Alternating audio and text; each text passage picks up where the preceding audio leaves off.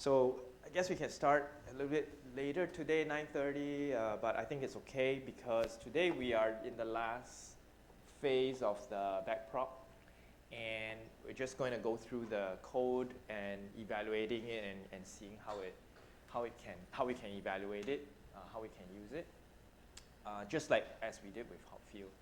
Yeah, so we were just discussing that, nowadays the learning style is very different.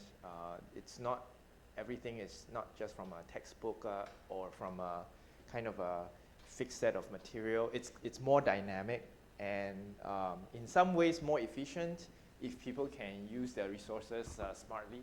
Yeah, like you can get AI to summarize the whole course. Technically, I'm wondering if it's like now we can, let's say the NTU Cool website, right? And you just tell the AI to, okay, just look at the entire material. And then then I'm just going to sit. And then after it's done that, you ask the AI questions. And maybe you can learn the whole semester's worth of course in just one day or something like that. Theoretically, I think it's possible. Yeah? In terms of grasping the key concepts from the AI, the only thing that would be missing, as we've said, is that the part where humans, we still need to learn by doing. We still need to commit error. So as we learned in error backpropagation, right? We still need to have that component where our internal thoughts are kind of challenged by ourselves, by us acting on it, and then receiving some sort of updating information, and then I don't know, somehow that cannot be taught by just telling you about it. Like I can't tell you that this is wrong, and then, so next time don't do it. You won't. You will still do it next time because somehow telling you and you doing it and discovering it's wrong for yourself, yeah, think about that, right? Psychologically, that stream of information to kind of, for you to adjust your concept is different, right? Think about it. One is some sort of a verbal code symbol, one is some real physical thing. And that's two sources of so-called error or mismatch actually has different quality. Yeah, I don't know, it's quite profound. So, but at least in this case of backprop, right, we only have one source of error, which is kind of like the output, and it doesn't necessarily distinguish, where the error is from or what, what does it mean and all that. It's just wrong, that's all. And then you integrate that information back into the network. That's interesting, right? It's profound. Like you could do an experiment or a simulation where you can say, so what's the difference if I teach the AI by it doing something and then it kind of realizes it's wrong, versus I tell it that it's wrong. How would I even design a simulation to check or test this kind of thing? What does it mean, right? I think that's interesting because clearly humans, we have that kind of distinction. Yeah. So I don't know. There's a lot that we can do. Okay, so for this class today then, just like the third class of Hotfield, it's open and you guys should, kind of work, can open up your Google Colab with the multi-layer perceptron Jupyter notebook, and you can kind of devise your own, and we'll go through it to kind of flexibly. So a lot of time will be spent on like you playing with the model yourself, and I'm just going to go through and play with the model in some creative way that, or interesting way that I think interests me, and you can follow along. Or you can go through some of the problems and see if you can solve or do some of the challenges that we'll set up, okay? And that will be it for today. But I will go through one more time the Jupyter notebook so to refresh us. And then after that, the second part of the class would be like, yeah, let's play with the models ourselves, okay? All right, so but before we do that, just any question, just to highlight, the Hotfield network is supposed to be due today. I see some people have handed up, some people still haven't, and it's fine. What I've done is I've extended the deadline by one more week, just in case some people cannot, have some problems meeting the deadline tonight, it's fine, all right? I just rather you have more time to try it out. If you've submitted, it's fine. If you want to take more time to update or to carry on, I just extended it by 1 more week, okay? It's flexible. Again, this is more like, it's not so difficult. I'm not really in it to kind of grade you so specifically, but more like, generally, if you are engaging with the material and, kind of learning and all that, I'm fine with giving you guys good grades. So the Hopfield network chapter sort of closed that. We will revisit the autoencoding concepts actually maybe later on, and subsequent for the third network we will deal with starting next week, which is the von der Mausberg network. All right, and we'll talk about that when we get to it. But for the Hopfield, we're going to close that, at least the course formal material, we're going to close that for now. Any outstanding remaining questions in terms of the assignments? You get raised up, like sometimes your network is doing something and you're not sure. Well, we'll see how it goes. Anyone having issues or questions, or if discovered something interesting about the Hopfield network that you want to ask in class in the course of your assignments? No? Yeah?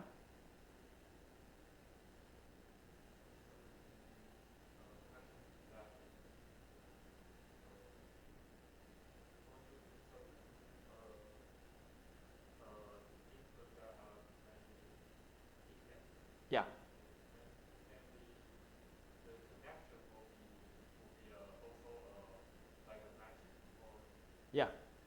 Yeah. You mean the Hopfield? Yeah. The connection weights are matrices and arrays, right? Yeah, and they are in a sense they are mapping tables, right? Matrices and arrays are used as sort of like to say the connection between that row and that column, right? Those two coordinates, x and y, how are these two so-called positions connected, if you want to think of it that way.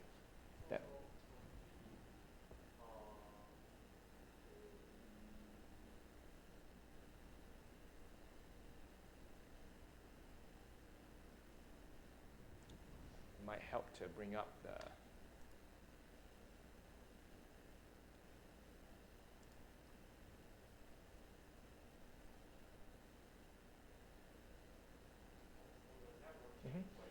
Mm-hmm.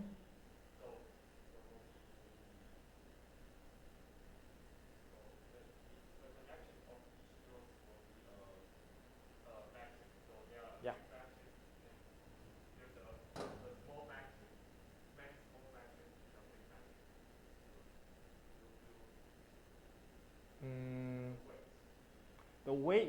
The weights is one, in the case of the implementation that the assignment asks you to do, the weights is really just one big matrix, one big array, one big matrix.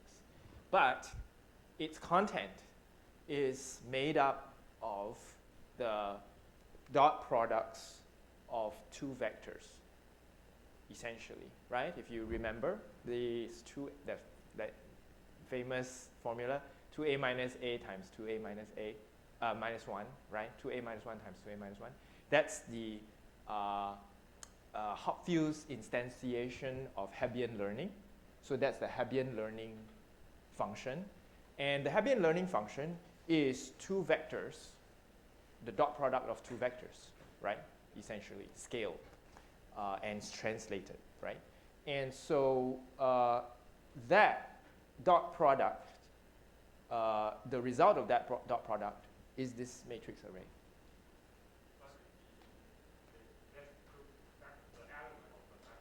Mm-hmm. The what, sorry? Yes. Yeah. It can be. You mean like in the more general case? Yeah. In a more general case, like let's say this node here, 7, right? So we have, in this case, we have 16 nodes, right? But each, and we say like the nodes are the neurons, and the weights are the synaptic connections between neurons, okay? So in this case, we have 16 neurons, and these 16 neurons, they have synapses with the other 15 neurons. Everyone has 15 synaptic connections with the other 15 neurons. So this is in this example. But you can also imagine that, well, it doesn't have to be that these 16 units are each just one neuron. They themselves can be the result or the output of maybe itself some deeper or more embedded sets of neurons or some neural systems. So for example, when we say 7, neuron number 7, or we can say that, well, let's think of it more like as node number 7.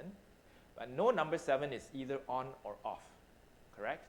But whether it's on or off could be about the state of, maybe node 7 itself consists of maybe 16 or 20 neurons, right?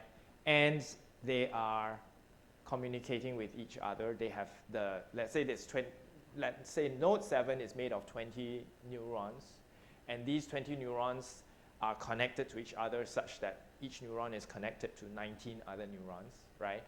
And their network performance is resulting in either an on or an off state.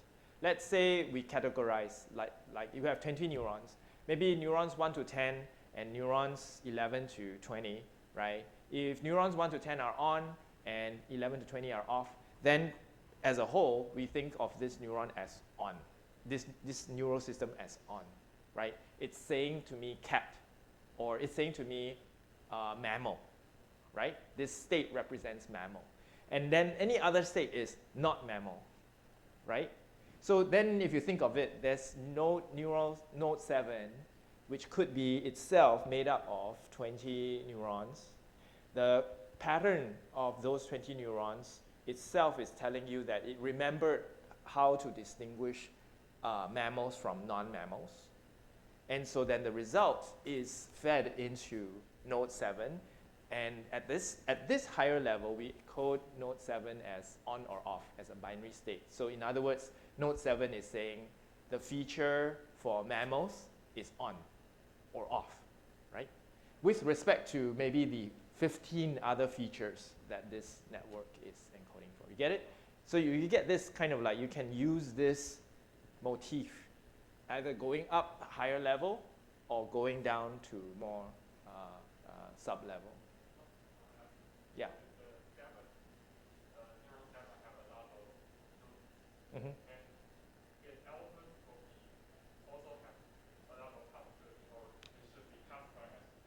Okay, so in this case, we are using binary. It's either on or off. Each node is either on or off, okay? But we don't have to. We can code it as like more sigmoid, which we do in backprop is we use a continuous sigmoid shape. We can code it as on almost 1 or more close to 0.5, we have a more continuous range. We can implement it that way. We can see if it works, okay? We can make the function not binary, but more smooth, sigmoidal, okay? That's one. Another way is we can imagine that, well, actually, you can say, even if I have not just 2 categories, let's say I have 3 or 4 or 5, you can always reduce that to some sort of a complex binary notion, right? You can say like, yeah, I can code for, I don't have to say it's mammals or not mammals. I can say it's mammals, reptiles, and birds, okay? But what it is would be a 3x3 binary matrix, correct? Mammals, reptiles, birds, mammals, reptiles, birds. And then I can say if this is on and this is off, then it's mammals, reptiles.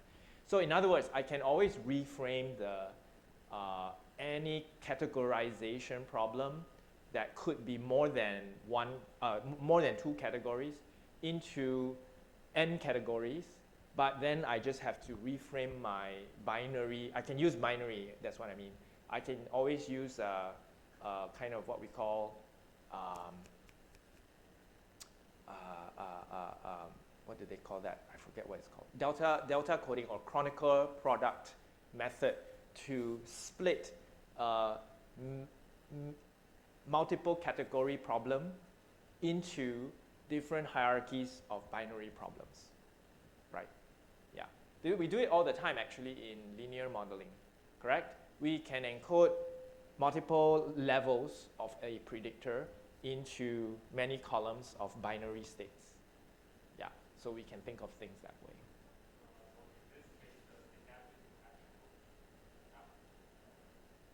The synaptic connections are not binary. The synaptic connections have a range. Yeah. Yeah. The only thing that's binary is the node state. Right? The synaptic weights, they can range from -4 to 4, -8 to 8. Yeah.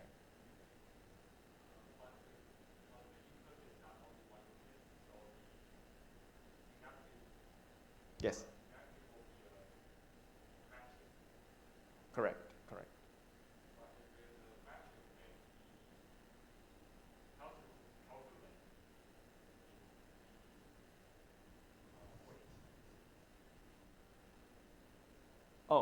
Oh, I see.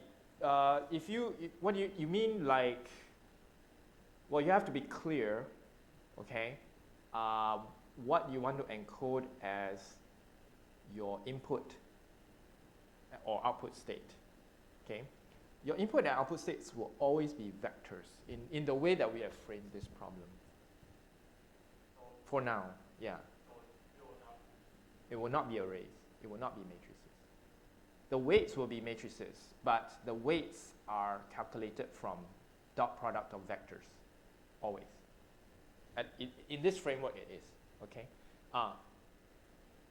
In more advanced networks, they don't have to be vectors. They can be arrays, okay? They can be n-dimensional arrays. We call them tensors. In which case, the mathematics is just expanded to a more generalized, higher dimensional form. So you can always multiply two arrays together, right?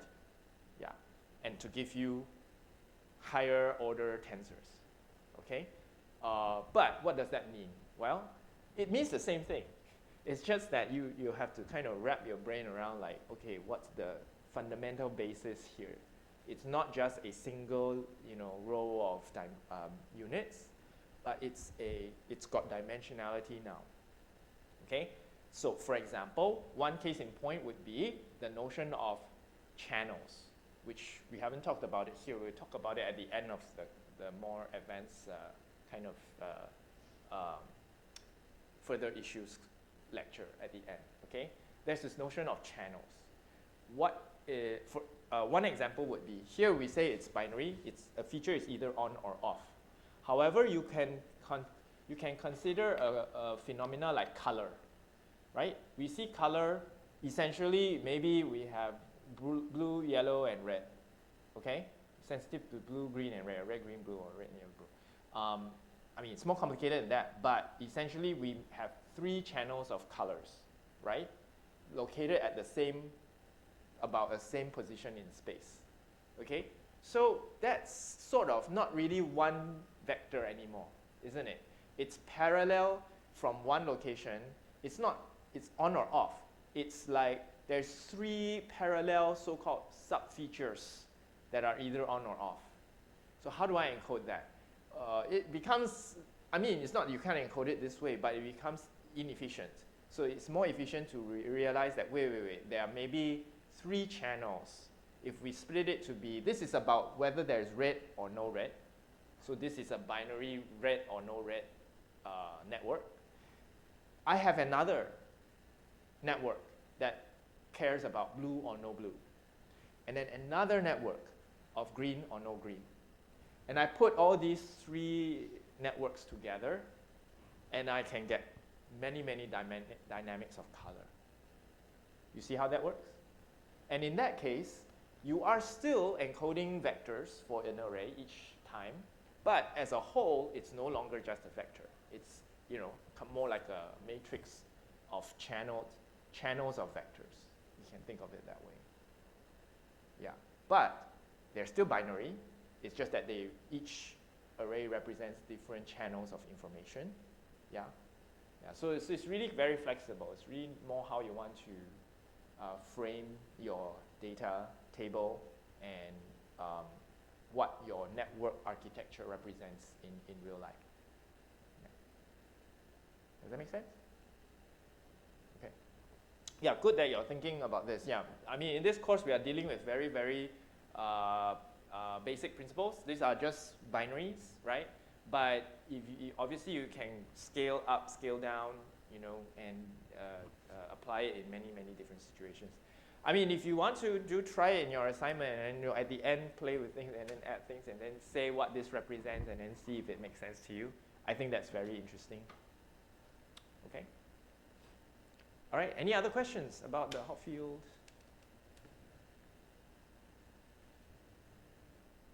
Okay. If not, we'll quickly go through the multi-layer perceptron Jupyter notebook again, and then the next bits of the course.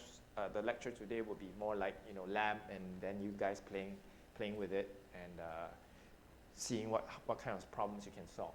Okay, so by way of the code itself, as we picked up from last lecture, we were going through how to implement it from the theory in the first lecture to the basic code in the second lecture. And last lecture, the form of the code was there because I translated it from R, you know, but it was buggy because I translated it from R, okay? But I had since sorted it out, and I'll go through with you, well, the issues I noticed, and then like demo this working version now. So this version that you guys have now, it works, okay? And you can use it, or you can make it your own, but you see the principles of how it works, okay? So just to do a quick recap, in multi-layer perceptron, we are concerned with, or at least in error backpropagation, okay, we are distinguishing a learning style that's different from the hot field. The hot field learning rule is Hebbian, right?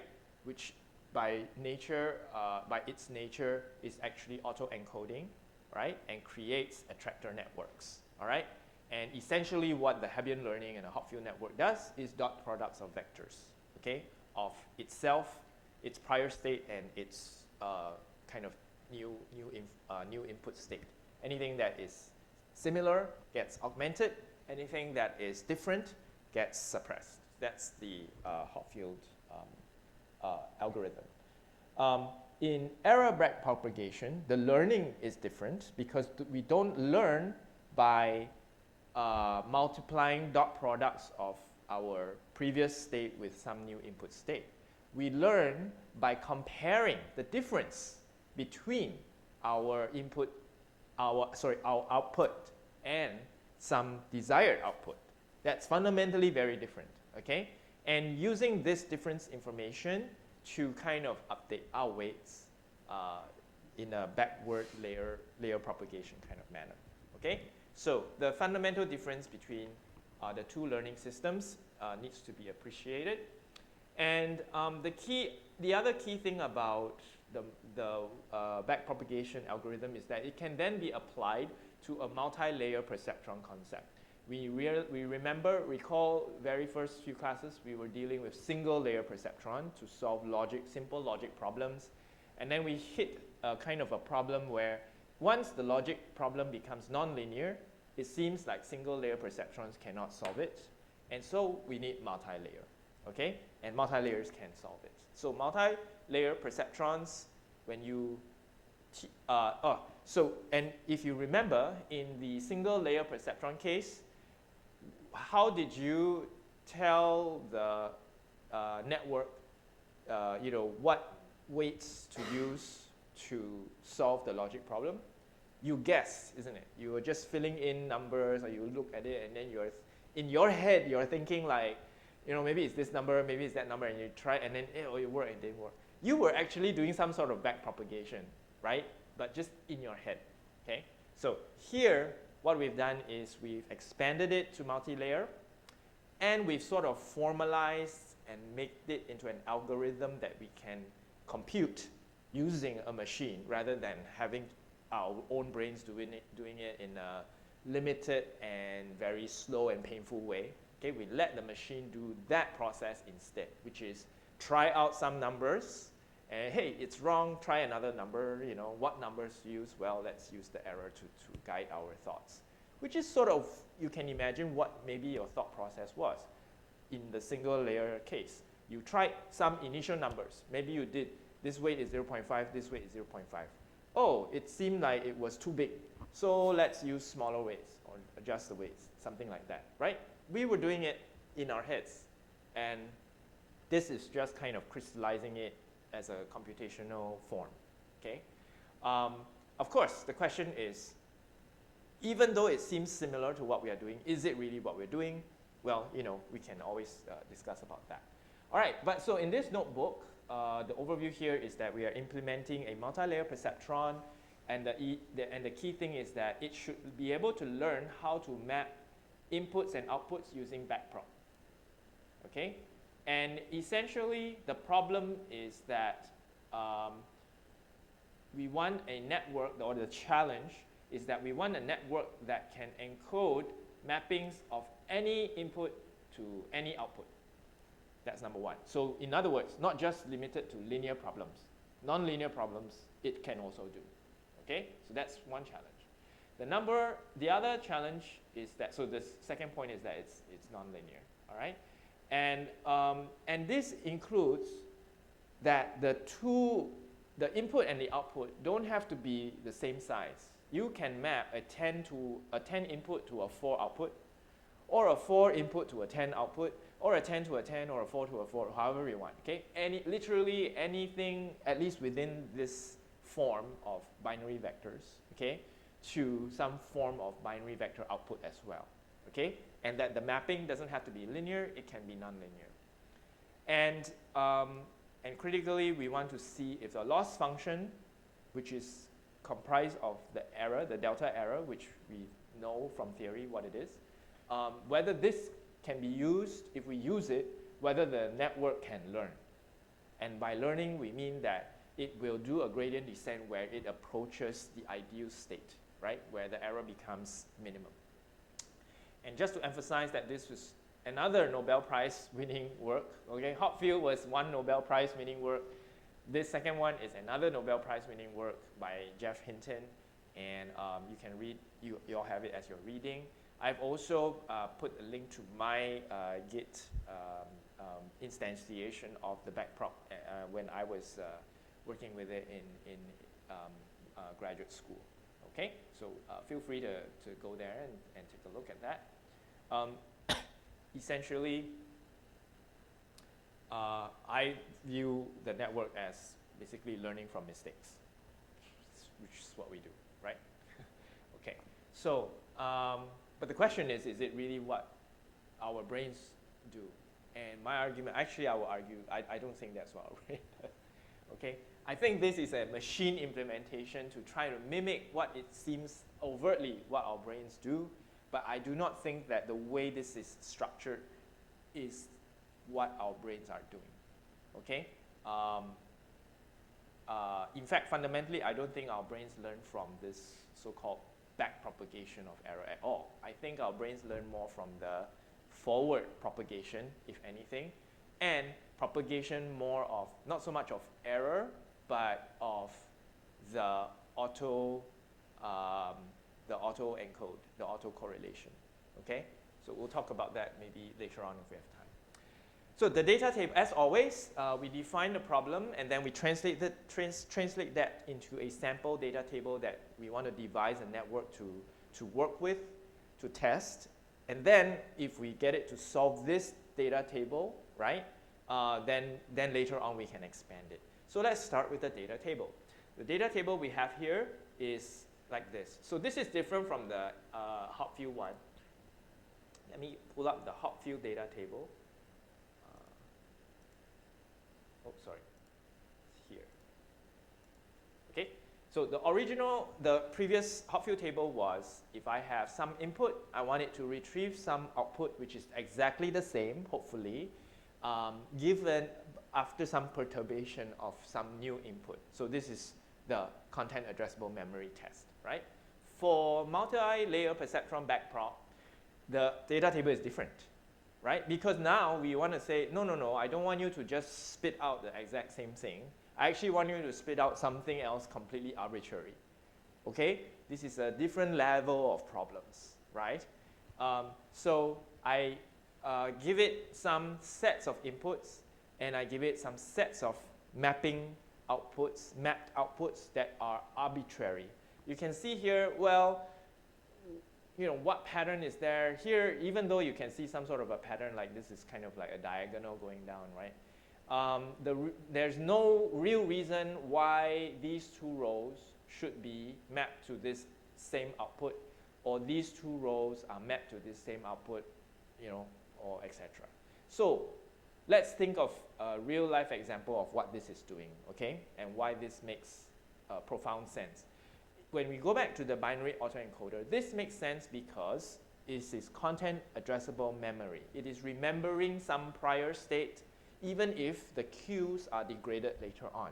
So this is significant psychologically because we feel like this is how our memory works as well, okay? So like we give some cue, but we can then replay the entire thing, okay? Here, it will be something like, think of the notion of cat, okay?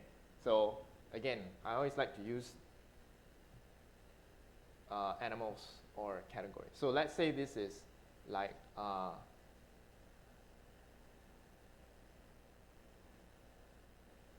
so let's say that this is C, A, T, D, the letters, okay? All right? And let's say that these are like different, even the sound. Let's say these are like having some sort of high frequency sounds, okay? So let's say this is F, like this is frequency 1 to 100 hertz, let's say, okay? So this one has 10 units, okay? And let's say the left unit codes for low frequency sounds, okay? And then the 10th unit on the right codes for very high frequency sounds, okay? So when one unit is on, it means that that frequency is on, okay? So you can imagine, I can have that this frequency is on, I hear this sound, and then I recognize that, oh, then I should write this symbol. I write this curved line. I hear this sound, and then I write this curved line. Is there any reason physically that this sound should be associated with a curved line? Think about it. No, really. Okay, think of a baby. A baby doesn't recognize C-A-T-D, all right? It just knows that, oh, there's this sound, or another sound, or another set of sound, okay? But after a while, after learning, the baby learns that when you hear this k sound, write this curved line that looks like a C, okay? And then when you hear this sound, write this like sharp symbol with a line there. It's all arbitrary, okay? No reason at all.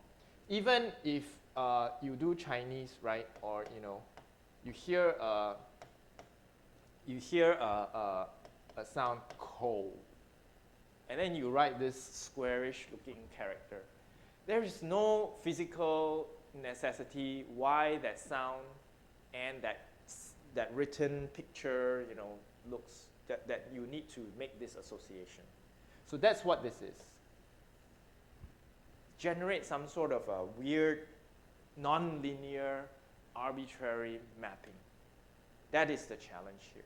So unlike autoencoding, where the input and the output have direct relation, okay?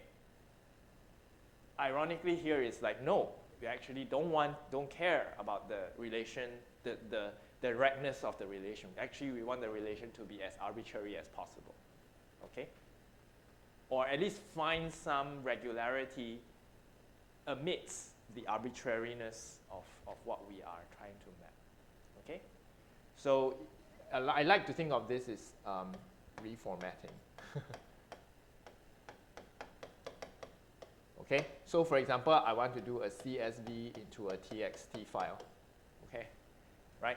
These two are very arbitrary things, right? But we can create a program that if I read a CSV, I convert it to a text, or a text to a CSV, etc. What is it? It's the program that will read whatever states and then churn out whatever states. That is that program. So that's what we are trying to make this code, this network do. Okay, that's what this means. All right, so this is the data table, and then so this is the challenge. Okay.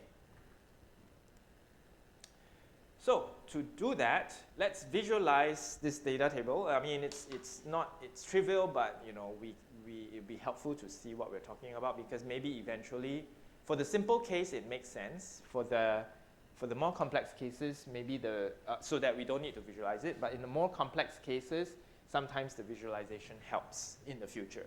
So I just put it in my code here, again, a visualization snippet, and I use the AI to do this. This is the prompt. Use Plotly, plot the above table, the data table, as two heat maps separated in two subplots, blah, blah, blah, one for one input, output, blah, blah, blah. You can read that, okay? You have the code. And so it generates the input and output arrays, and then it uses Plotly to do this heat map, and this is what you get, okay? So this is the data table, but just in visualized form. You have the inputs, 8 rows of inputs, okay? And they are binary, okay? And each row is associated with the same row for the output. And you can see that the input has 10 units, but the output only has 4 units, okay? But it also has 8 rows, okay? So that's how we want to frame the simulation, all right? This is how we approach this problem in a organized and standardized fashion, okay? So the key thing is that the first two, if going back to the C example, right? You hear k. Sometimes you also hear ch. But you know that into both of these sounds, there is that representation of the curved C. Maybe in the second case, there is also an H there. But at least you know you must first write a C-shaped thing, right? So sometimes the two sounds are different. But again, arbitrarily, they are mapped to the same arbitrary symbol, okay? Or sometimes you can say a and a, two different sounds, but you will write them as both with the a symbol, right? Or t, or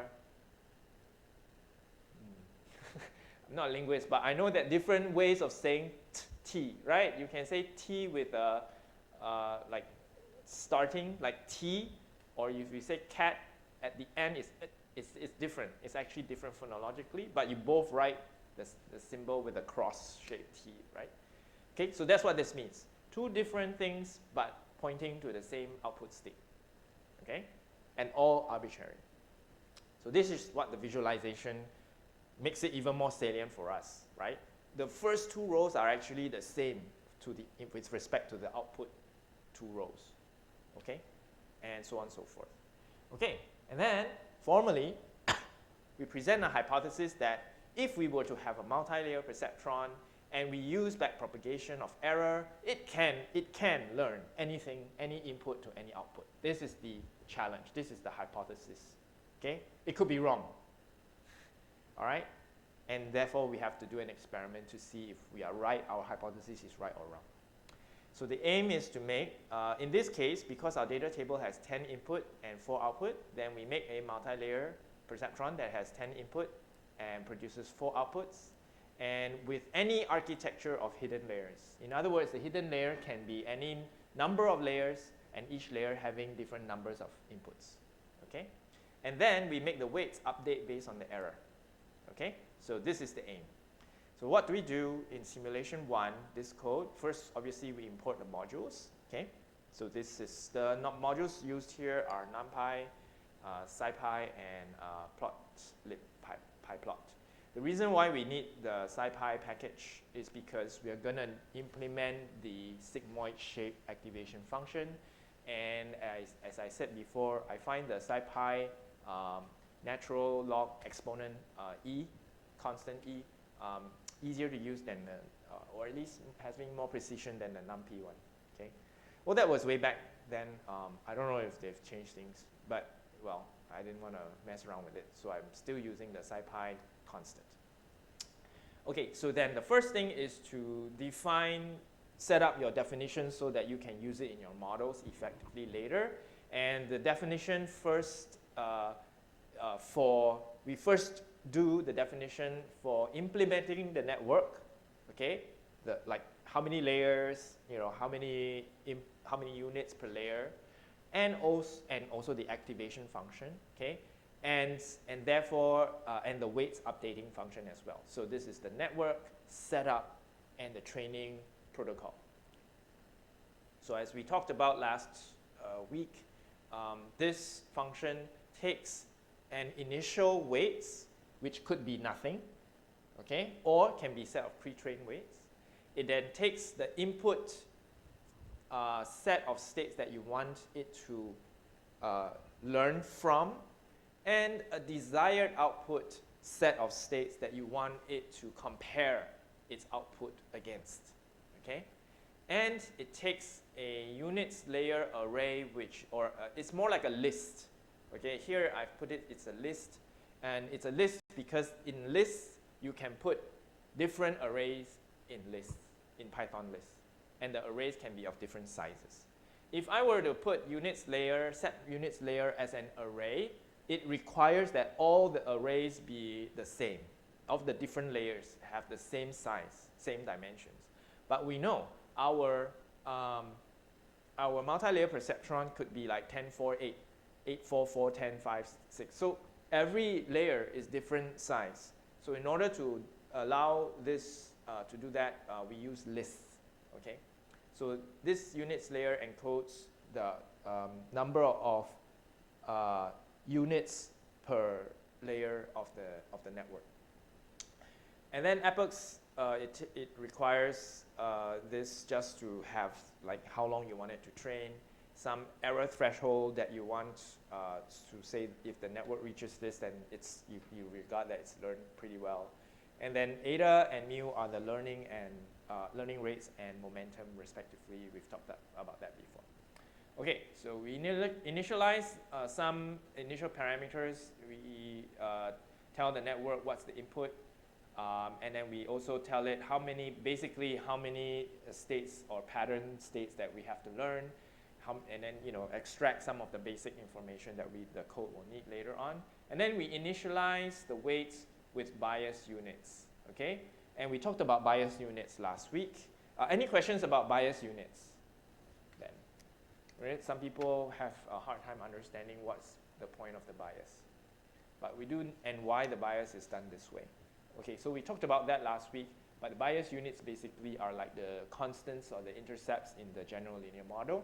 Okay, they are put there so that the whole slope or the whole model can be locked to some sort of initial level, and every other coefficient is relative to that initial level. If you don't do that, the coefficients will be like meaningless and jumping all over the place, and your network won't settle. Okay? So for your network to make more stable sense, that's why we need the bias. All right? And the bias are special in that what they are, bias units are basically, there are bias units for every layer, including the input layer, okay, except the output layer. And bias units propagates weights to the next layer, but they do not receive input from the previous layer. So that's what the bias. And their forward propagating weights are themselves updated, okay? But they do not have any weights coming in from the previous layer, all right? So that's the special thing. And they are always set to 1. Their activation state is always set to 1, okay? What that means is they always contribute to the activity of the next layer and the weights adjustments, right? And therefore the delta. All right, so then the first few lines are, we went through last week, is basically in the case of where W is nothing, then you set up some random weights. So they are random uniform numbers ranging from -1 to 1. This is the current setup of the network, okay? For an initiating network, the random, it's random ranging from -1 to 1. So it can go positive or negative, okay? The weights. And then, you know, we do some housekeeping to set the inputs to bias to, for each layer to 0, okay? So this is just how the code is implemented. And we do some appending and all that because we want to keep a log of the, what we're going to do is we're going to do batch updating, okay? We talked about this last week as well. But so in order to do that, we have to hold some patterns first. We don't actually do updating instantaneously. We hold it, compute some different weights that we have to adjust for each pattern. Then when we're done with one sweep, then we update, okay? This makes things fairer for each pattern, okay? Any questions? Again, this we mentioned last week, why we do that, okay? The next one is for the, in the case where we already have a pre-trained set of weights, then we only need to generate the holding patterns. We don't need to worry about making the weights random initialized, okay? All right, so up to this point, my code was fine actually, no problems here. All right, I actually spent a lot of time like, wait, is it the way I'm doing the array, you know, the dimensionalities and all that? And I went through a lot of things and like, there's no problem here.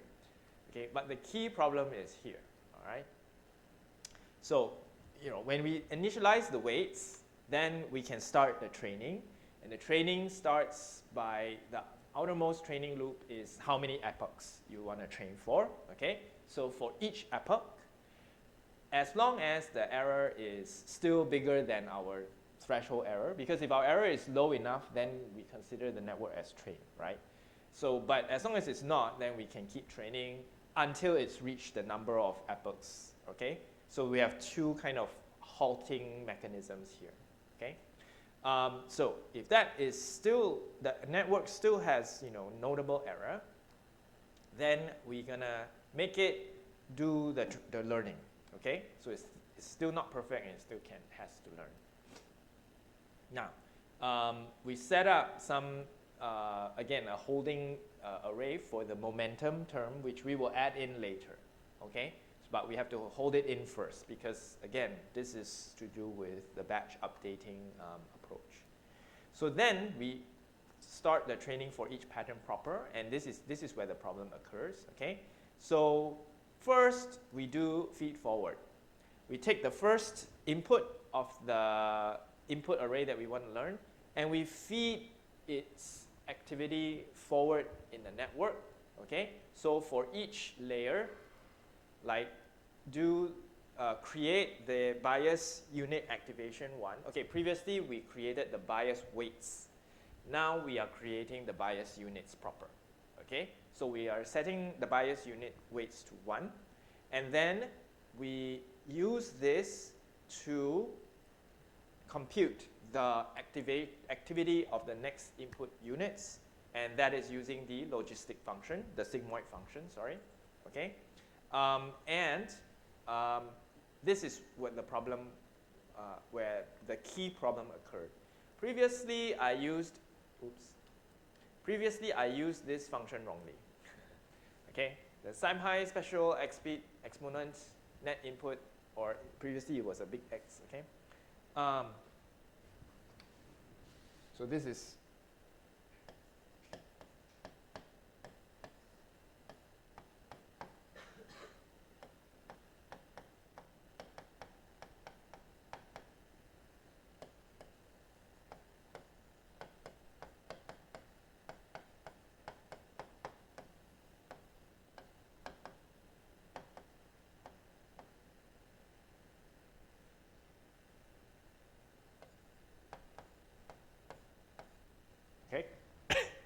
net input is AJ prime, right? The pre-activation state. And you feed that into the sigmoid function, and you get the activation, okay? Now, the previous problem was I was doing this. I was doing 1 minus psi pi dot dot dot net input. And then I was doing this. Okay? So I was using the psi pi special exponent as if it was, I thought this was E. Right? So I have to put the E exponent and 1 minus E exponent as and the inverse of that function. No, psi pi special exponent already does the 1 over the entire thing for you. This is actually, this part is already psi pi, you know, shorthand, just that. Okay? So all you have to do is put the actual net input in there. Okay? Yeah. So my bad. I was like, and it took me a while to learn that, because I was like, everything is correct. What is wrong? And then I just saw that, oh, it's this one. In fact, it's AI who told me about it. They said, oh, you seem to be using this thing, and you seem to want to do the sigmoid function. Please note that this thing is already the sigmoid function, so you don't have to put it in the, try just using this function directly with the input. You don't have to put it in the formula wrapper. And then, like, you know, it's irritating, but it worked. Okay. All right, so when I did that change, and then I did some other minor changes, which I'll show you. One more other change was another key part. Everything just popped back into place, like the R code. You see, R worked already, so sometimes Python, yeah, overcomplicates things. Anyway, so this is one thing, okay? So nothing conceptually new, it's just that it was my coding error, that's all. So feed forward, then after you feed forward, when you reach the output layer, you can then calculate the error. This was one of the other code bugs in that I was trying to create empty layers for each layer of error, right? Because you're going to backprop error, so every hidden layer also has error, right? So I was trying to create a placeholder array that would have the errors for each layer. So that's why I have to do this for k layers, do this empty units of each layer. But the way I was doing it was not creating the empty, I was doing empty like and whatever, and basically it was not the correct way of using Python to create empty layer. Because, very naive of me, that in R, when you say create an empty array, it would create an array that is empty, that has nothing. But in Python, there's no such thing, basically, or at least no such thing when you use the function empty, okay? In fact, this empty code doesn't create an empty array. It just creates an uninitialized array. It actually has values in the array. It's just that it doesn't matter because you're going to fill it, you're going to overwrite it anyway, right? So it's effectively like empty array. Okay, you just have to know that's what's happening. And so this is because I graduate from MATLAB R world into Python, so I come with all these biases, right? Yeah, but you know, maybe for people who started out in Python, it's like, oh, completely natural, right? Why would you waste time creating an empty array? It's like, yeah, sure, okay. So this is another thing I fixed is like sort of the syntax for the way I was creating empty arrays and checking that, yes, even if it is creating uninitialized, but with having some values nonetheless, okay, it's okay. The error is still okay. All right, so, oh, I can get rid of this, no issues here. So then the errors are then backpropagated. These are the next few lines here. So for output layer, the error is basically the delta minus the input, the delta minus the immediate output, the delta minus the input from the previous layer, and then the input multiplied by the 1 minus input. That is the derivative of the sigmoid function, okay? So this is the error, and this error is used to calculate the variance as a index of how well the network is learning first, plus this error is then used to adjust the weights, and the weight change is the Rescola-Wagner. You have learning rate multiplied by the delta multiplied by the input activity, and that's how much your weights should be updated, okay? If you are using the learning part, not the momentum part, okay? So we do this for every pattern.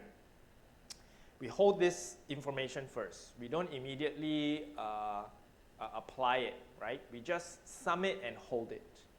Then after we finish all the learning for each pattern, then we batch update, okay? Batch update here. And this is another part of my bug here, and was that I was, in my original batch updating, I just made basically, this is W, so I made it such that I didn't have this line here, okay? I didn't have line 150. I only had line 152, and this was just W, not W temp, okay? Now, so what it looked like previously was W equals W plus whole pattern, you know, the batch updating thing, plus the momentum part. So this is the learning part, and this is the momentum part, and then, you know, adding it to the previous weights. That was the idea. W equals W, the previous W, plus how much you want to learn, adjusting for the momentum, okay? But the way Python codes for the objects, for variables, is it doesn't create a new variable. It points to the original. In other words, this is immutable. It is just a placeholder to point to the original variable. If you do W equals something, it is not a new variable W. It is still the original something. It's just that you can also call it W. It has two names. Okay? So anything you change to W will also change the original thing. So if I did W equals W plus whatever, it creates a weird thing where if I change W, I also change the previous W and whatever. It became very, very confusing, and that was causing my output weights to not have the updates each time. It would just basically be all the same weights all the time. It's very weird. So what I did was just to make a copy of it. So tell it like, no, create a temp W, but make this a copy. In this case, W temp, if you change it, it doesn't change W, okay? So, and then use this in the updating instead. Okay, so this is just another minor code. This is issue. So after doing all this, this function, architecture and training function, works. Okay? Any questions about this sequence of this algorithm? Okay, should be okay, right? Then after that, by far easier is the testing. Okay, so testing is basically the feed forward. Okay, just satiating the feed forward. That's all. Okay, and adjusting for some of the bias units again. All right, that's all. So that's the next testing function. Then the next one is the test input pattern distortion definition. Just like in the hot field, we want to feed, when we are testing the network, we want to feed it some distorted pattern, and then we want to see its performance as the pattern deviates more and more from the original train inputs.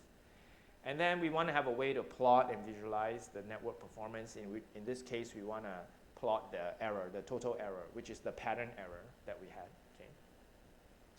And then after that, we specify the actual data table that we had that we want to teach this network, which this A and O are the original data table we showed just now. We set some hyperparameters here, and we train the network. Okay, I initialize this network now as a 10 by 20 by 4. Okay, so now I have this train perceptron, and the original, the initial W is none, so it's going to create an array of random -1 to 1 numbers for the weights. I tell it the input and the desired output, and I tell it the architecture of the the network that I want. In this case, it has to be input is 10 and the output is 4, but the hidden layer can be anything. In this case, I've made the hidden layer 20, okay? And then the epochs, error, etc. hyperparameters are set. And so here, again, and so this will train it, and it will produce a train weights, WT, and a time course of the error, how WT changed, performance changed as it was trained. And it's helpful, again, to visualize. If I have a network that's 1024, what does it look like? So I have this visualization code, and this is what a 1024 network looks like over here. Okay? You can play with this. This is really cool. So if you tell it to do, okay, now do a 10, 10, 5, 6, 4 network. See, then it will obviously create this for you. So it's cool to visualize because I think, although it's trivial, but I do think that it does give you a more concrete appreciation of the complexity of your network. Okay, so currently I'm using 1024, and this is the error time course. Okay, at first it started at 10, and then it went down to about less than 1, something like that, and then it kind of stayed there. Okay, in other words, the network learned its error had a gradient descent, right? It's always going down, and it's sort of settled in that its error was always plus minus 1 or something like that. Okay? All right. And now we test it. So when I test it with the original output, the original input, the first one, okay, and I gave it the train weights, and I use it to feed forward so that it gives me now its output AO, and I take a look at AO. What is AO's performance? So the first row here is the test input. I test it with the original AO. So AO is 0, 0, 0, 0, 1, 0, 0, 0, right? So if you go back to the data table, yeah, this is AO, 0, 0, 0, 1, 0, 0, 0. And the output should be 1, 0, 0, 0. That's the desired output, okay? Let's see what this network gave me. It gave me 0.999, 992, 0.009, 0.03, 0.02. Okay, in other words, this is very high, and the other three are very low. Okay, so notice one thing. The input is binary, but the output is float. Correct? Not binary. Expected, because you are using sigmoid function. You are not using the linear regularized unit. Easy problem to fix. You can always say anything greater than 0.5, make it 1. Anything less than 0.5, just make it 0. If you care, if you wanted it to be still binary.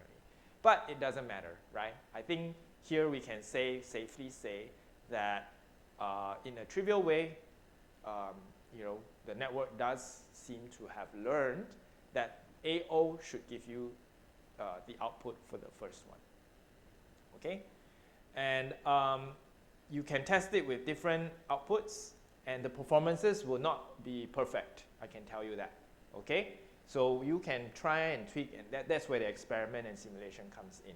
You say you put 1, I don't know if I can test it. Oh, yeah, I can.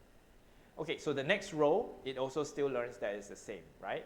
Which is as expected. Let's say if we give the next row, this is where it kind of breaks down, you see, right? This is highest and these are low, right? And then if you go this one performs okay, all right? 0, 1, 0, 0 effectively, okay? So we have to do several iterations of testings and all that to validate. It's going to perform okay, but it's not going to be perfect. But to the extent that it performs okay, yeah, we can say that it does sort of, at least it does better than we would if we want to calculate the weights for 10, 20, 4 units, right, to perform the kind of nonlinear thing. Okay? All right, so this is it for, the base heart, the core of doing backprop or creating your own backprop. Other than this would be how you expand it, how you test it in like outer wrapping, statistical, looping a lot of times, or pushing it with different input outputs, different types of architectures, or other sort of settings. Okay, any questions?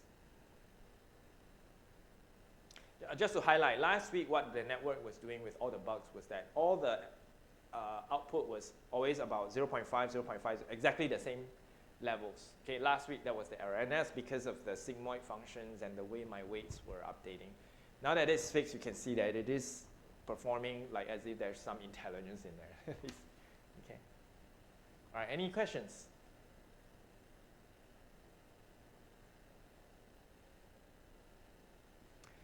So I would have you realize that essentially this is the ChatGPT, the start of it, the very, very, very, very, very basic of it. Okay, yeah.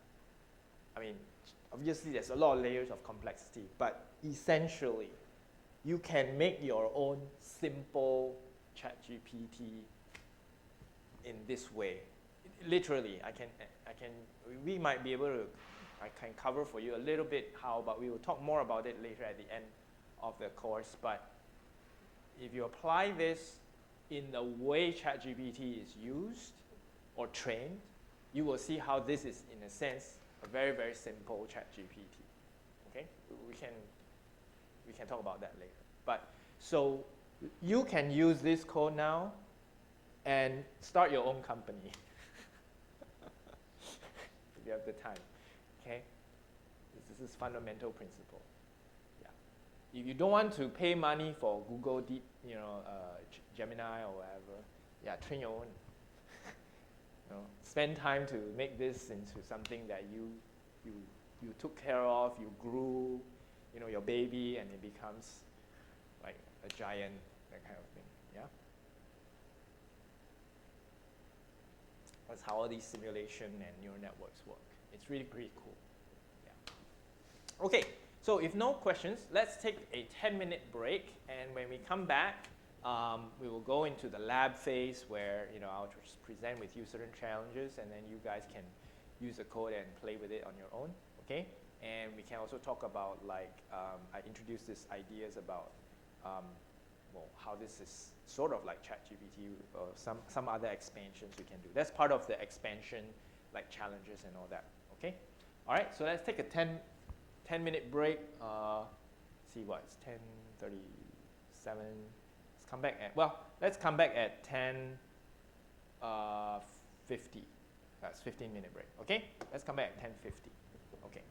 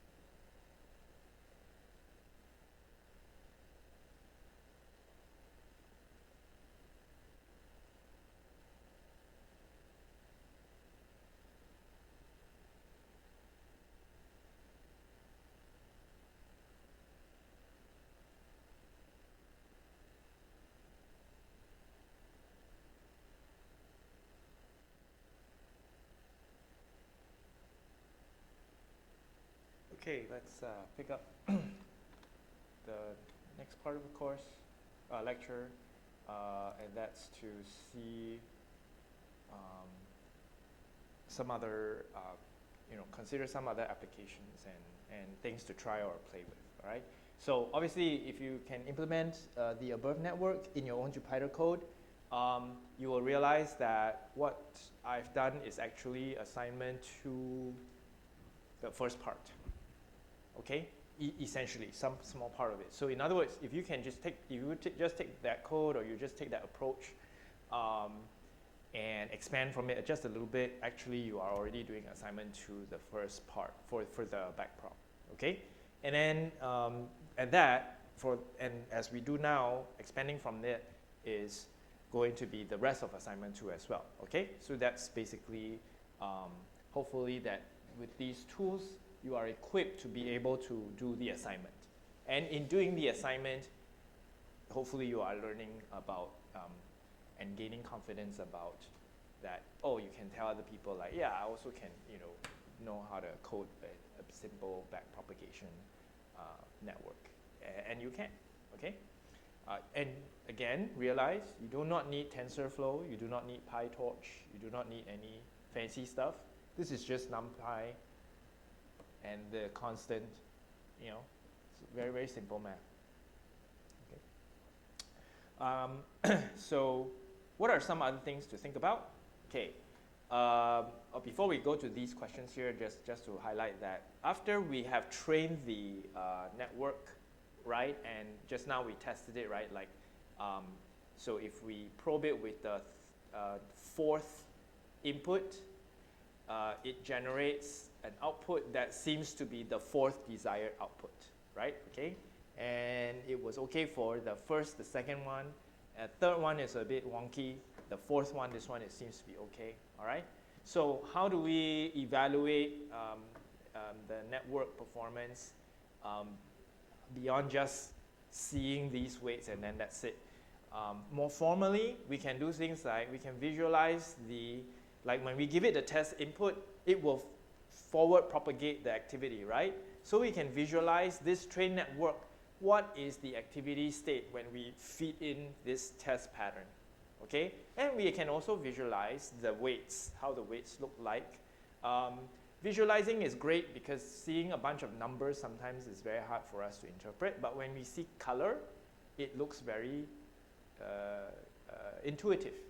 So I've just basically told AI to create, plot the network activity states, from the test net, okay, and also the weights that were used to drive the activity forward. Plot these as heat maps. So that's what the AI prompt was doing, and this is the results of the code. It's on the left, and you can see it's a bit buggy, but we can understand what is being shown here. On the left is like when I fed it like 0, 0, 0, 1, 0, 0, 0. This is A01. A0, okay? The first test input pattern, right? So this is the input layer. Then it fed forward that input given the weights, and the weights are here on the right column. The first layer of weights, you can see it's a 10 by 20. And then the rightmost is the bias unit connection, right? You can see that, okay? And so using these weights and applying the activation function with the weights, the products of the input and the weights, you get this layer 3, which is the first hidden layer, okay? The activation state of the hidden layer, which has 20 units, all right? You can see that. And I do not have the input, the input bias unit because there is no bias unit for the test. We do not use the bias units in the test phase, all right? So these don't really mean much here, but you can see sort of that there's some sort of a kind of like something to note is that there is some sort of a one peak kind of thing happening in the hidden layer, okay, already, all right? And then after that, this multiplied by the next set of weights gives you the output layer, and the output layer for the, remember this is input for the first pattern, so the output for the first pattern is this is what we want. We want a 1, 0, 0, 0, okay? I mean, it's not 0, but the color scheme makes things a bit more salient for us, okay? So we can see at one shot with this, the visualization of what the activity of the network is doing. So I have tested it now with the third one, right? So let's see if we change things a little. Do I need to?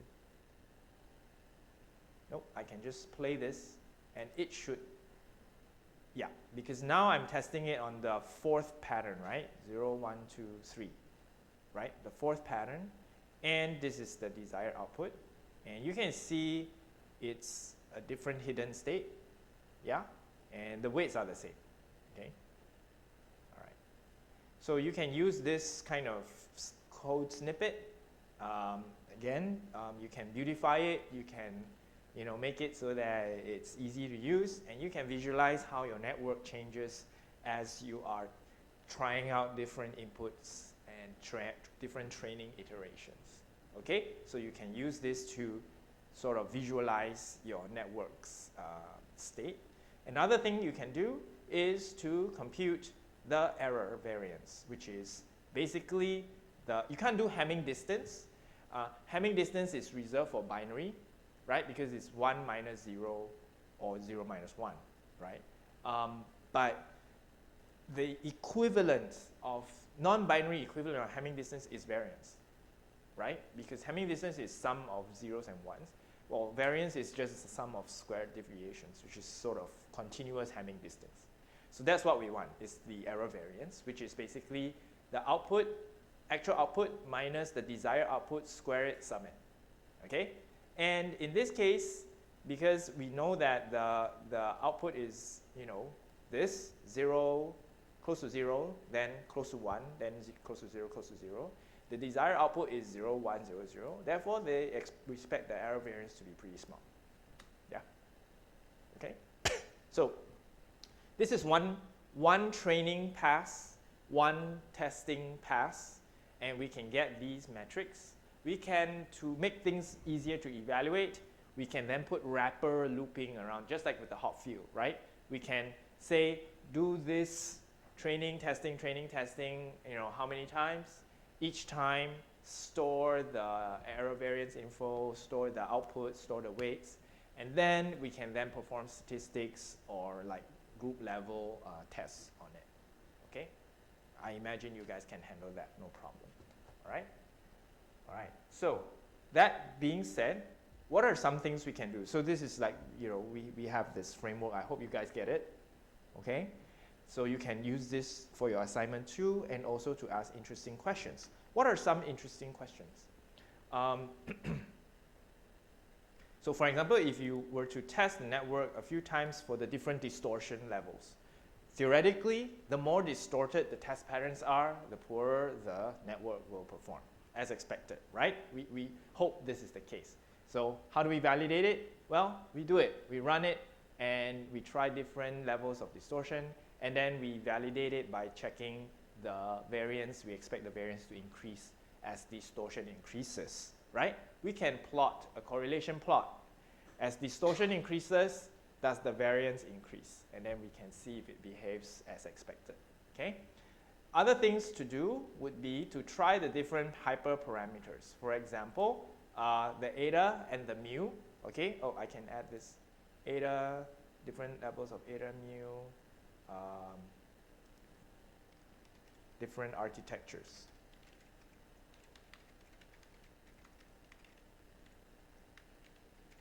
Okay, yeah. So like the learning rate, what if you make the error, the network don't learn so fast, right? Be a bit more sluggish. Or make it learn very fast. or make both learning and the contribution equal or a lot or less. You can, what we say, this kind of approach is to serve the hyperparameter space, okay? And here is where I have, let's say, I have a table of different ranges of eta to different ranges of mu, and then every combination I test it, and then I test the network, and then I see how different mu, different eta affects the pattern error. I can do that, okay?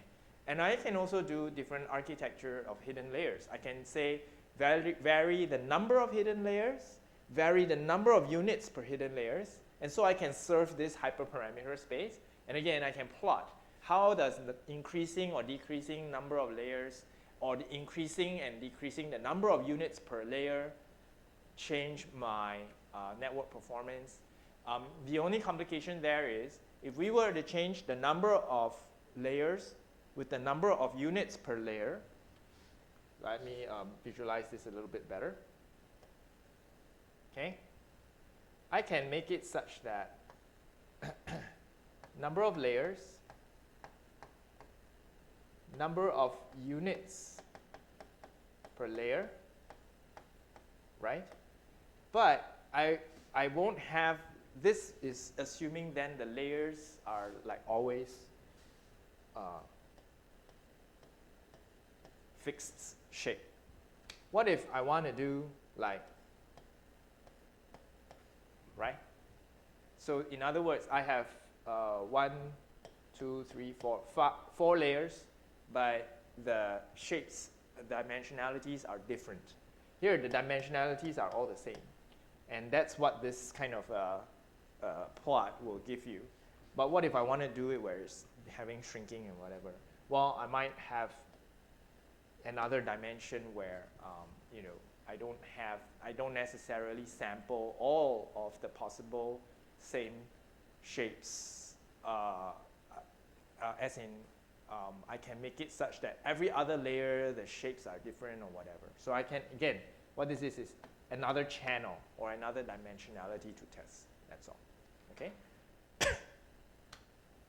So in each of these surfing over the hyperparameter spaces, I can also evaluate the network's performance. This is something fun to try.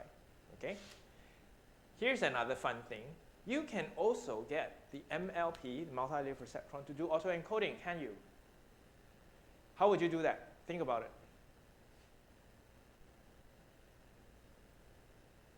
Can you do it? Have a suggestion? If I want to get the MLP to autoencode, just like the hot field, what can I do?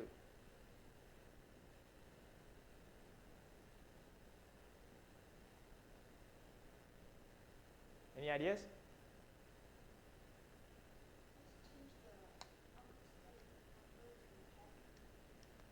And, yeah, getting there. And, is that it? Change the output state to 10, and then?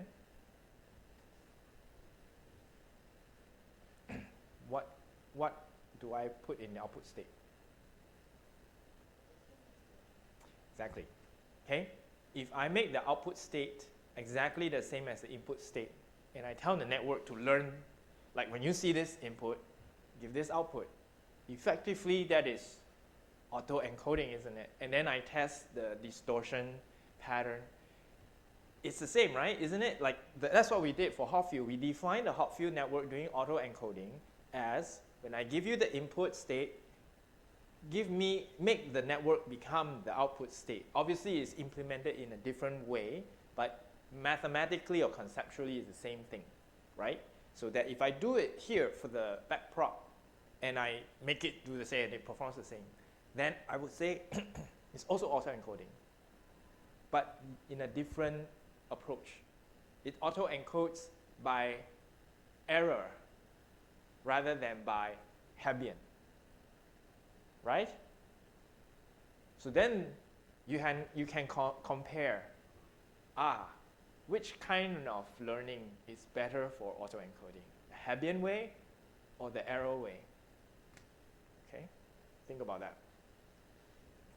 Cool, right? So you see, this is really the fun of, and you can be very confident about what you're doing as opposed to using a pre-packaged thing, because you define every single bit of how the network model works. Whereas if you were to use something like TensorFlow or PyTorch and all that, and you say auto-encode, oh, do backprop, and then you don't really know like what's the nitty-gritty of everything that happened, and maybe it works as you expected, but there's always this gray area that unless you know all the code, you can't really be 100% confident about what's going on, right? Whereas here, because you built it up from ground up, you have fuller control about when or why the network performs in ways that would be expected or not, okay? And do fancy stuff with it. Okay, then here's what I'm talking about where I said that it's actually also like ChatGPT, or at least a kind of like a recurrent network, okay?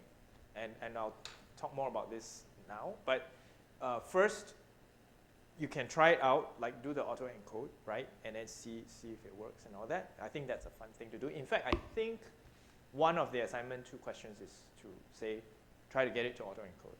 So you already will have to do that, okay, if you can. Okay, now the next part, this question number 4, is to say, well, train your network on some data table. So now you have a trained network, okay? This baby has grown, okay? Now, don't delete the baby. Don't lose it. Keep it. Now teach it some other things.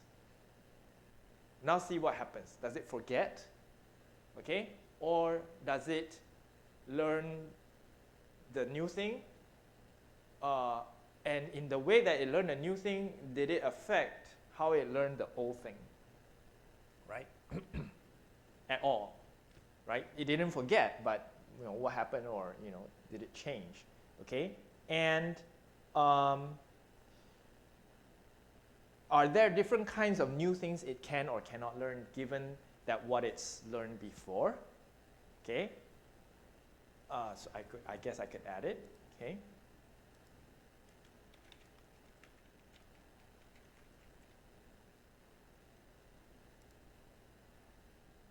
Can it learn different new things depending on what type of old things that it learned before? Meaning, is all learning equivalent or fair? For example, I want to learn this new language. Then after I learn, so I want to learn Chinese. So I learn Chinese. Then after that, I learn English. Is that the same as someone just learning English from the start? Humanly, we will say no, very easy, right? Our own experience with it. No. Learning one language, then learning a second language is not the same as learning that second language first. We feel like there's a difference there. There should be. Does it apply here? Okay? Right. Right? So is it the same? Do we approach new learning problems as the way we call it unbiased, or no, we always come with some predisposition sets of bias? So in other words, we will never be able to learn things in a completely unbiased way. Never, ever. No matter how hard we try, we always come with some predisposition. Okay? And can we sort of demo that that's the case of this as well? Okay? So that remains to be tested. How would you test it? You can train 2 networks. One having been trained before, and then now you train this data table. And one just naive network, and you train it on the same data table, and you can compare the 2 networks' performance. Okay? So that's interesting also, right? Okay, so how does this lead to this notion of recurrence and ChatGPT-like, or at least kind of recurrent-like training? It's this. And we will come back to this. I will just introduce it very briefly here, but we will come back to this at the last stage of class, of the last lecture, is that essentially what we have here is we give the network some input, and let's say this is the train weights, so that it's giving you some output, okay? And this is train weights at time t, all right? Now, we take it, and now we have a new set of data tables to learn, okay? Let's call it set 1, okay? And then we take the pre-trained network, okay? And we don't delete it, we just take it, and then we continue to give it new inputs to map on to new outputs, and so on and so forth ad infinitum. We can keep doing this, okay? All right. If you see this, it's essentially what is happening is this.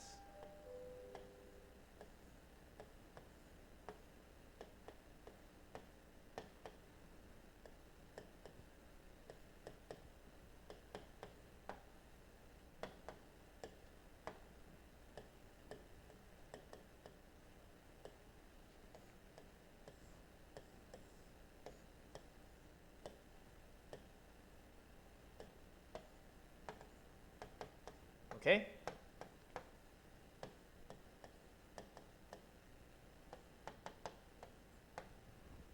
All right, right? Correct? This form is actually this, right? And when you implement it in your Python notebook, it is essentially, I trained it, and then I hold it, and then I train it some more. I do train that again, but now I put the W back in. And I keep doing this over and over each time with a new data table, okay? So this is a recurrent, ooh, how did it do that?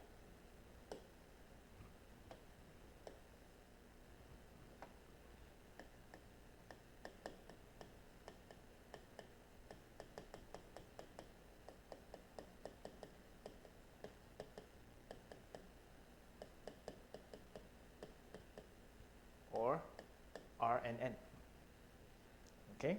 And as an R and N,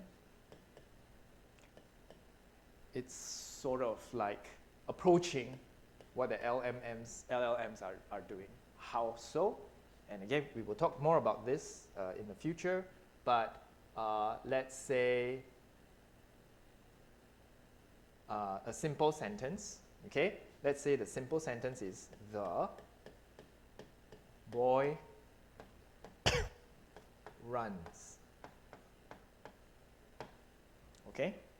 In English, when I give you the word the, immediately the next word is going to pop, possible word is going to pop in your head, isn't it? I say the, you are not going to say the again, weird. You're not going to say the runs. You're not going to say the happy, weird. No, you can. You're not going to say the off, right? Ungrammatical, right? So when I give you this cue, automatically you are constraining your next possible expected word to be some constrained range, right? Some other words are no longer plausible or expected. So I'm going to give you the as the input. You are going to predict some, maybe one of the possible outputs that you will predict might be boy or girl or cat or dog, something like that, right? And you would have a set of weights, a trained weight that would do this, right? It's an input-output mapping. You have trained your weight so that when I give you the, give me boy, or give me cat, give me girl, or give me something, right? That makes sense, but not give me the again. Don't do that, right? So that's what the weights does. So then I also continue to use this network that can do the boy, so that I say, now I give you boy, and it gives me runs. Yeah? Another new data table where now the input is boy and the output is runs. And so on and so forth. I do runs. After runs, I get full stop. Okay? And I have this ways. So that this W, in the end, this W 1, 2, 3, okay, is a very complex W, like hyper parameter, right? Okay? And it's such that, and I'll continue this next one. So such that WH, okay, learns such that the embedding of the boy runs to the boy runs, okay, the probability of token, okay, this is 0, this is 0, this is 0, this is, and so far as the runs 0, boy runs 0.3, you know, something like that, right? So first, this is prior, this is posterior. Boy does not give you the, runs does not give you the, and the runs does not give you boy. It's only forward. So you only can say the boy, you cannot say boy the. You can only say the boy runs, but you cannot say runs boy or runs the. This is the embedding that is learned. Okay? This is a word embedding, right? Word to word. Okay? Embedding that is W, that's what W is doing, and it did it by having this kind of architecture, and this architecture is essentially each time you do your one neural network training and then doing it, keeping it and doing it again for a new data table. That is LLM. Okay, so that's why I say what you have right now can be used to do ChatGPT, sort of, right? It's much, they have a lot more, you know, kind of layers of hyperparameters. But in principle, this is how such a system to have a code that if I give you some prompts, it can generate some other output that has that it has learned to encode some meaning, some embedding based on what we have trained it in the data over a recurrent kind of method. Yeah. Okay. Powerful, yeah? And again, if we go back to the notion that you know, we could use this to do autoencoding like the hot field, here's the question. Can the hot field be used to do something like that? Like, how would we reframe it? So we can say we can make the MLP do autoencode, maybe possibly using, like, as long as the data table is, the input and output are the same, right? That's sort of autoencoding, but using error method. Can we use Hebbian method to do this recurrence? I think we can. Just think about it. How might it be implemented? It's still a data table. Input something weights to the output. It's just that the learning is by Hebbian rather than by error. How would you instantiate something like that? The limitation is that when it is Hebbian and it is the autoencode way, the input-output must be the same size. Here, the power is that the input-output can be any size, right? So it seems something along the lines where you would have to solve that problem for the hot field first, or the autoencode approach using Hebbian before you can get it kind of do this sort of recurrence in the sense of being able to map anything to anything. Okay? It's not so simple, I don't think so. But I should think that it is something that you guys can think about, whether it is possible or not. Okay? All right, so by way of the lecture today, this is it, but I'm going to release the time so that you can play around with the coding. I'm going to play around with the coding to see how we can push this backpropagation network that we have to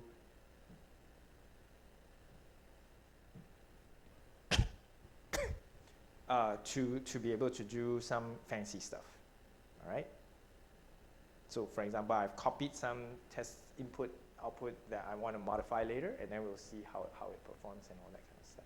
So any questions about using this code and evaluating it and then seeing how you can expand it? So because you're going to need it to do assignment 2. Any questions at all?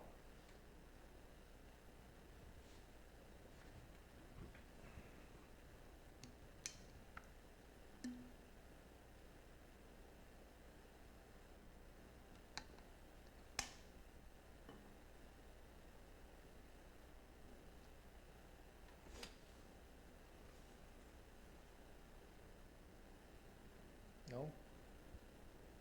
All good? Okay, great. So let me show you assignment 2, and I will let you know that, so those of you who came a bit later, I have extended the assignment 1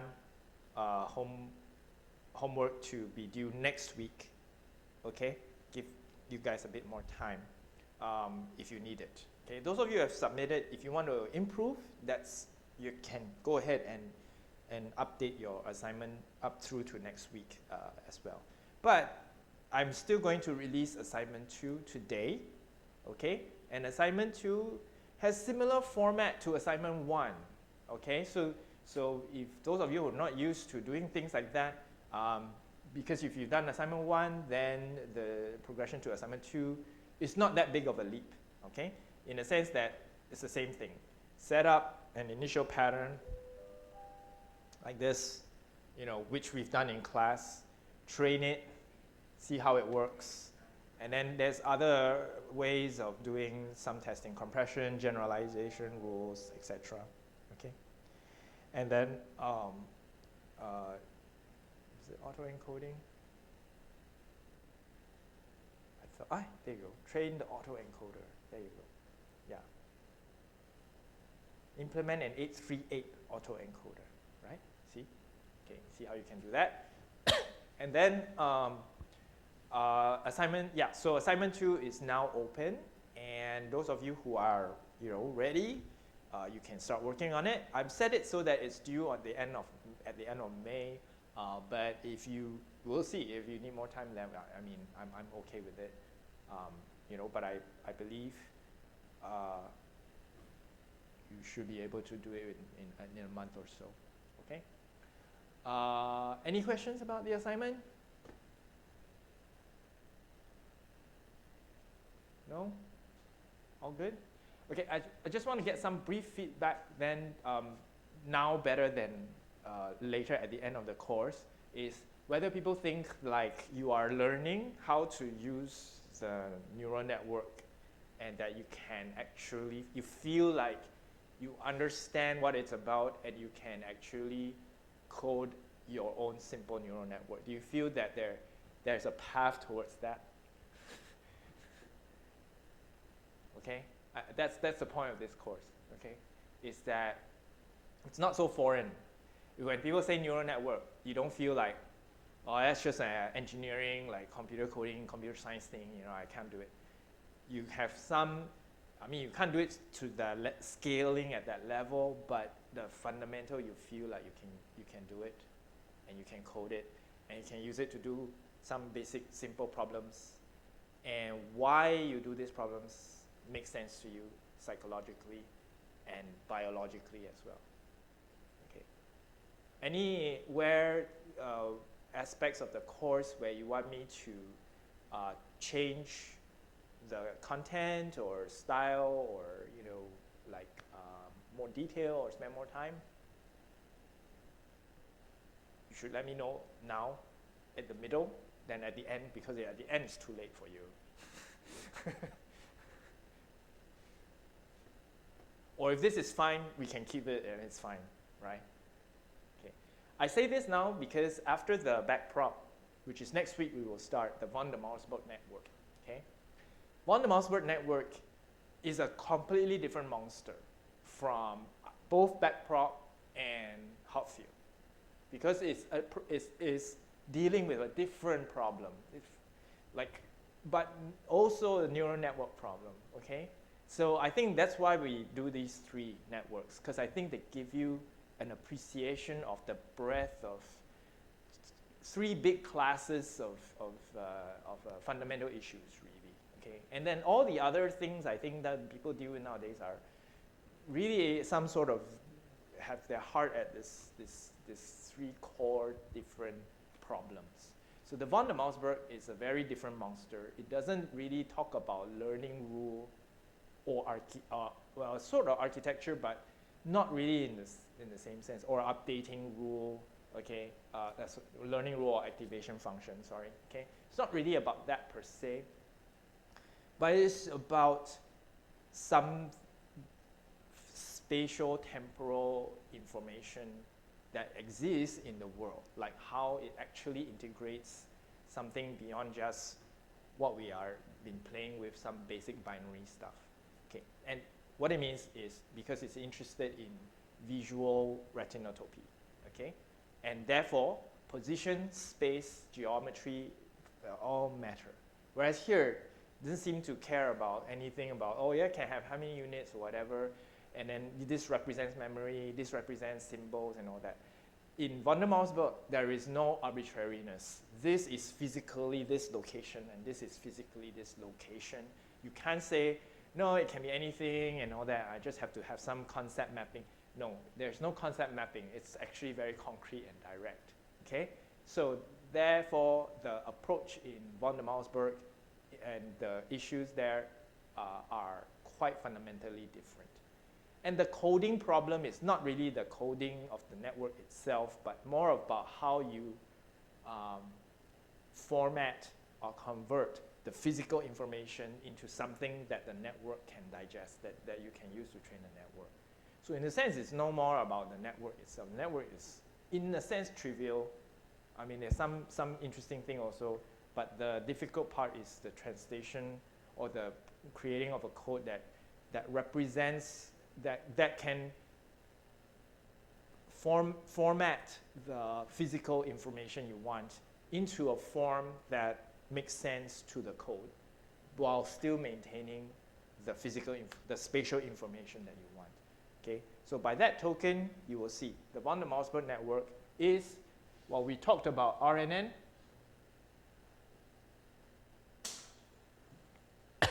We talked about that this is an RNN, right? The von der Mausburg is sort of like a CNN, convolutional, which implies spatial binding. Okay? And that's the fundamental thing, that there is spatial binding. It's not arbitrary. Okay? So we will, we would use the same class style, talk about some theory, but the theory is okay. It's really not that bad a theory, okay, by far. But the complexity is in the implementation of the code because of the spatial binding issue. And then after that, so then we will try and evaluate and validate the code, okay? And for that matter, because I just warn you, I will try to do it, but we'll see how it works. My original code is all in R, and I have never translated that to Python because it's a nightmare, okay? So I will see. I will try to translate it to the Jupyter notebook because I think the interface is much better than the R one. Although you can see that actually Google Colab can run the R runtime instance. So I'll see. I'll validate, see how efficient it is, how much time I have. I do want to keep things consistent so that everything is in Python and people aren't jumping between R and Python. But it's already done in R, so if it's already working and I don't have time, then I'll just stick to the R thing, okay? But the challenge there would be then you have to kind of switch some syntax and all that. Okay, it's confusing for that matter, but the principle is the same. Okay, so I'll see how far I can do to do that. But if it doesn't work, it'll still be fine. I mean, the R definitely works. Okay, but for you guys, so if that style of teaching is fine and going through, then I'll keep it that way. All right. And the last assignment for the assignment 3 is super open. Because I know how difficult it is already, so we don't really give you too much challenge for the last one, because in making this spatial binding thing and all that is already challenging enough. Yeah. Okay. And conceptually, it's actually quite straightforward. Relative to Hopfield and Backprop, the theoretical fundamentals are not as deep. Yeah. Okay. But it's important because now, CNN, apart from LLMs, the other big thing in artificial neural network was the CNN, right? That they could recognize pictures and categorize things, yeah? And it was that actually was preceded the LLMs, so to speak. And now they kind of, they put it together so that you get multimodal networks that can talk and understand pictures as well. So that's it, the end of the human race. The AI can do what we do. It can't feel touch. Can it feel touch yet? Or have that? There's not enough data. There's not enough touch data. It can. There's a machine that can, you can give it a tactile sensor, but there's no data, so we can't learn that yet. So we're still safe. Okay, so that's by way of the class lecture today, and I will release it you guys so that you can play with questions and all that for the remaining lab time. Feel free to use this classroom to play, or if you are done and you want to work from home, that's fine as well. Okay, I'll still be here, and I'm entertaining any questions that people want to ask regarding this network. All right. Okay. Thanks, and we'll stop the class formally.